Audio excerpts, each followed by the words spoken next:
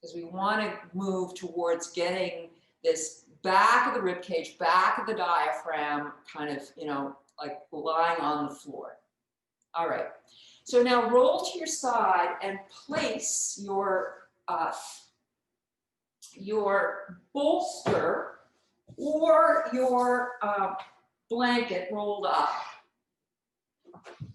You know, go to third or, you know, almost halfway down your mat. And then you're going to put your left ribs on the roller or the bolster and kind of drape yourself over this so that the apex, the highest point should be, you know, your bra line or slightly above your bra line. You can put your left hand underneath, left arm underneath your head. Your knees are bent. Now, this has to be comfortable for it to work. So if you need something underneath your head, do it. But this is not your waistline. This is above your waistline, so it's the ribs. Have both of your knees bent. And then take your arm and extend it overhead. But as you take it overhead, make sure you're reaching through your right pelvis away from you. So your arm and pelvis are reaching away from one another. And really reach through that arm. Don't let it hang like a wet noodle. You got to really reach through the arm and reach through the right side of the pelvis. And now start to breathe into the right side of your ribs.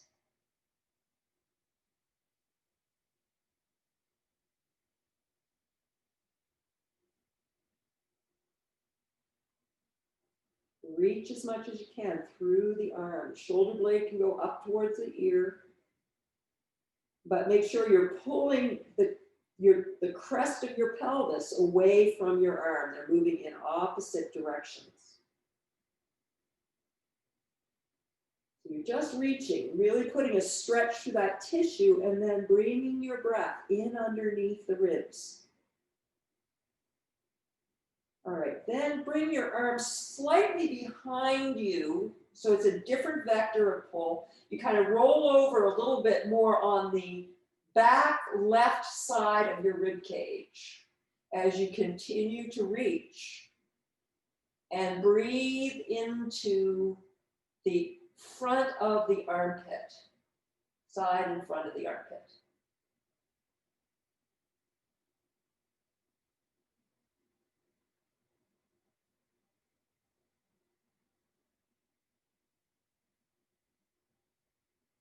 Keep reaching through that arm. Don't let it hang like a wet noodle. It's like if I were there, I'm pulling on your arm. Oh, you can kind of.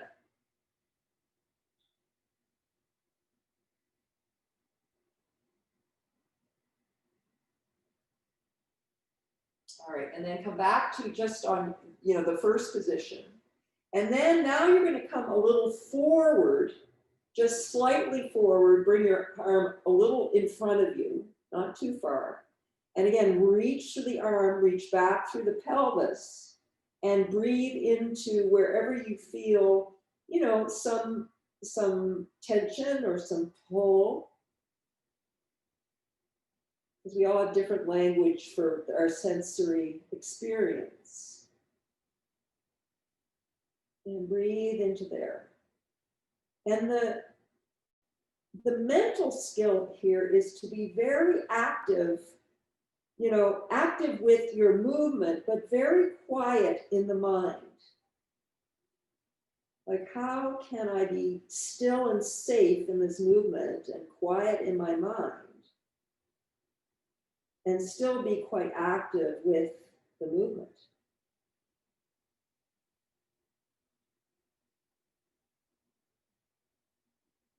And then come back to the starting position and then bring your arm down by your side.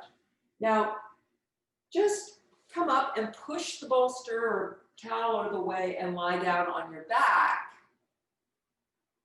And notice what you sense from doing that.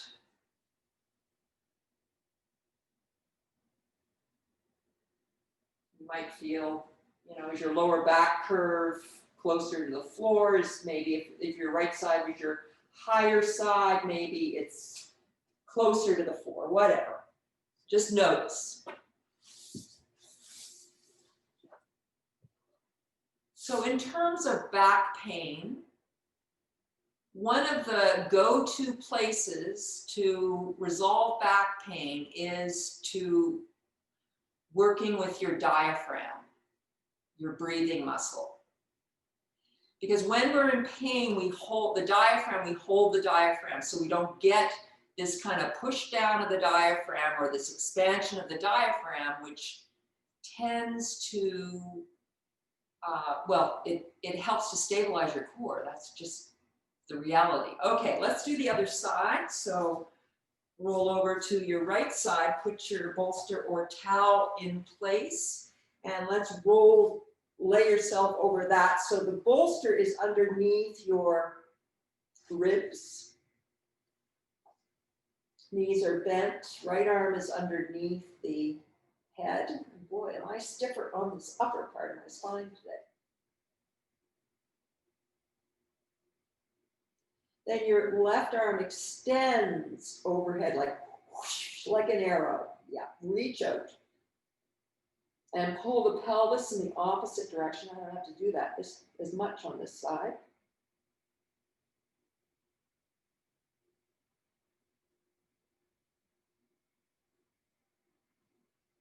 And now breathe into the sides of the ribs.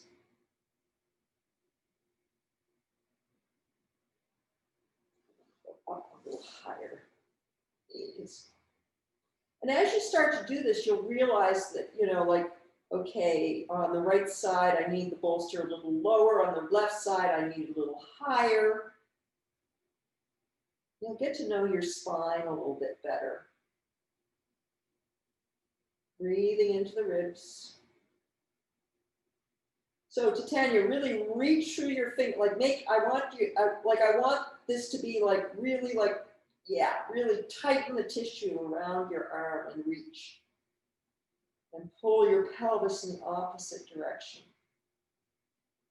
All right, and then roll slightly over to the back of your right side, just a little bit on the right, and reach behind you. So reach through those hands and fingers. If you want to intensify this stretch, you can bend at your wrist, yeah, and open your palm and kind of feel how that intensifies the nerve stretch through the arm.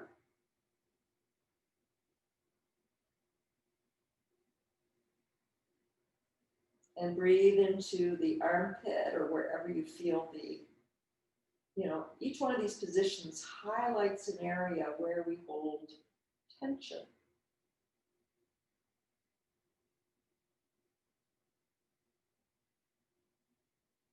All right, and then come back to center, and then roll slightly forward and reach forward so that it sort of stretches that area where the left shoulder blade connects diagonally across to the right buttock. You want to feel a stretch from that right buttock across to the left shoulder blade out through the arm. And breathe into the ribs.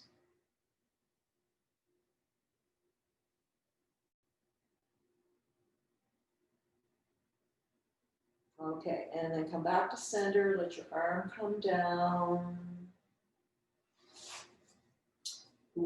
Take your bolster and roll it out of the way, and then lay down on your back. And just notice how notice your lower back curve. Wow, that just did a lot for me. Thank you very much, everybody. That was what I needed. So notice if it's, you know, there's a little bit more contact of the back, the lower ribs with the floor. Notice if, you know, the discrepancy between sides is a little less. And we're not talking about this going away. We're talking about subtle degrees of differentiation here. All right. So now take your slow-mo ball, if you have one. If you don't have one, you can do this without. Bend your knees and stand your feet. And then lift your pelvis and put the slow-mo ball underneath your pelvis. Yeah, there we go. Knees are bent, feet are standing.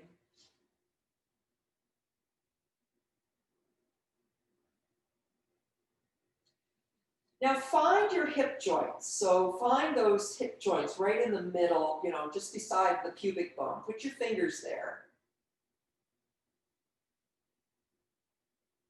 And what I want you to do is I want you to think of doing this movement from the hip joint. So it's a really small. So Sharon, your hip joints are on the front of your pelvis. So find your pubic bone and then move your fingers just sort of 1.5 inches over. They're between the side of your pelvis and your pubic bone. That's it. So keep your fingers there. Now I want you to do this movement of moving your pelvis from, let's say we put a clock on the pelvis. The tailbone is 6 o'clock. And the top of the tailbone or the top of the sacrum is 12 o'clock. And I want you to think of moving around the ball from 6 o'clock to 12 o'clock and see if you can do it from the hip joint. Whew, that's hard. From the hip joint. So the hip joint moves forward and you come into your 12 o'clock. And then to come into 6 o'clock, the hip joint sinks down towards the floor. So it's a small movement. A little tiny micro movement in the hip joint and therefore in the lower part of the lumbar spine. People tend to do this movement with too much movement and it kind of overrides the purpose, which is to wake up these hip joints.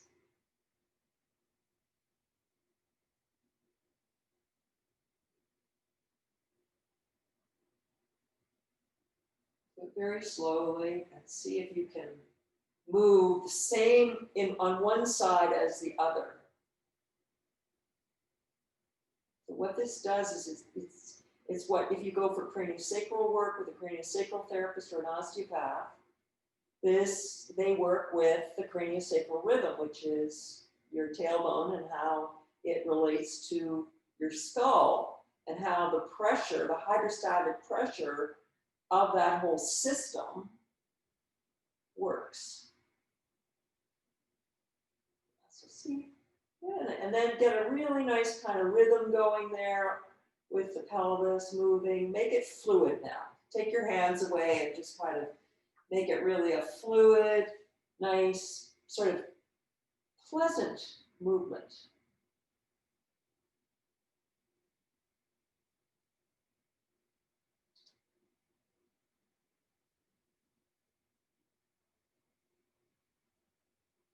So this is a really good, I tell you, lower back pain, release your diaphragm and do this, and it's almost like, you know, like it's like Advil, you know, it's like movement Advil. Okay, lift your pelvis, take the ball out, put your spine back down, lengthen your legs out and notice.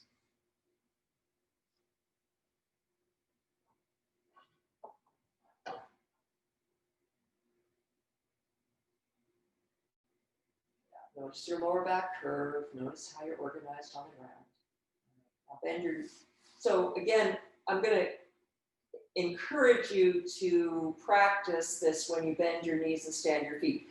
Rotate your toes towards the ceiling and then drag your right heel in towards you. And then when your heel gets to where it goes, then you put the foot down and then drag the left one in. And then when you get in, then let your sole of your foot come to the floor. Do you feel how much more stable that is than lifting your leg up in the air when you do this? All right, now take your hands around your top of your pelvis and wiggle your spine under your pelvis. It's like you're pulling a wetsuit off. And then take your ball and put it underneath the back of your head. So we're now going to work with the top part of the craniosacral system. And notice if you can really let the weight of your head be supported by the buoyancy of the ball.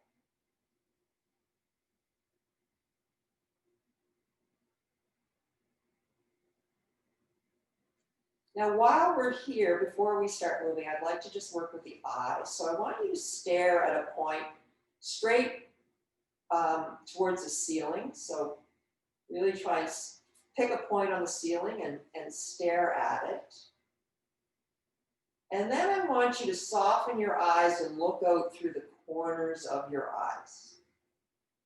So you're more aware of your peripheral vision. And then I want you to stare at that point again. And then I want you to soften your eyes and let yourself look into your peripheral vision.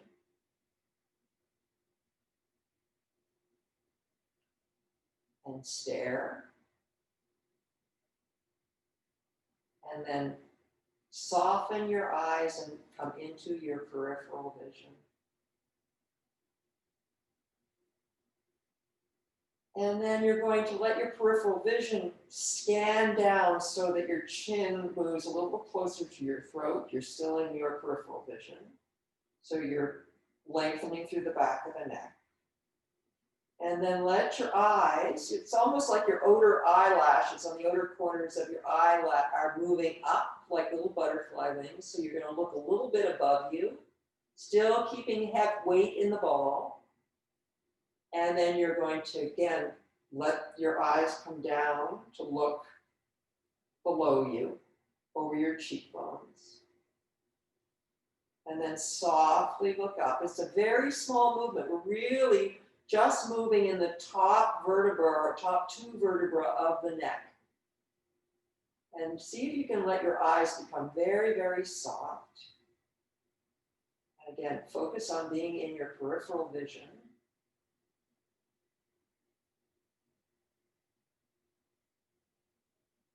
Because if you are always focused straight ahead, which many of us are on a computer screen all the time, we are in sympathetic dominance. So when you're in fight or flight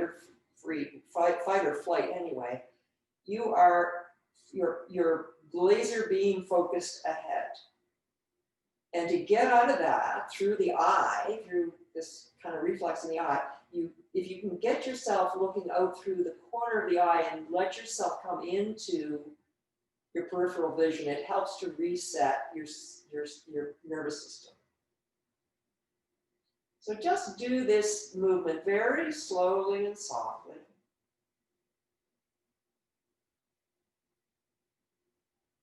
All right, and then come back to center. And then let your eyes come over to the right. Let your head stay heavy and roll your heads to the right. You're not side bending off the ball. You're actually letting the ball roll. Now your knees are bent, your feet are standing. Amy? Yeah, good. And then let your eyes come back to the left to bring you back to center. And then keep going to the left. Let your eyes go to the left. And can you keep your head really heavy as you do this movement? Look to the right. Keep your head heavy. Look back to the center. Bring your eyes back to the center. And then look to the left.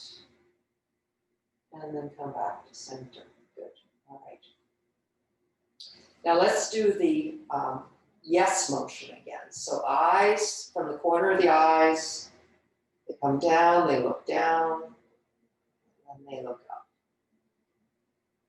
Look down, little corresponding movement in the joint between the skull and the top of the neck. All right, back to center. Take the ball out. Put your head on the floor. Lengthen your legs out. And notice what that did.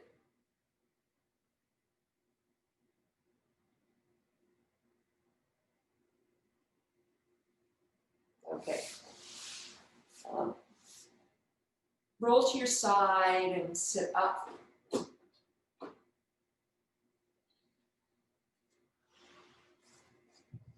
Now we're going to take the ball and put it sort of bra line, upper bra line, you know, above the bra line, underneath. Your knees are bent.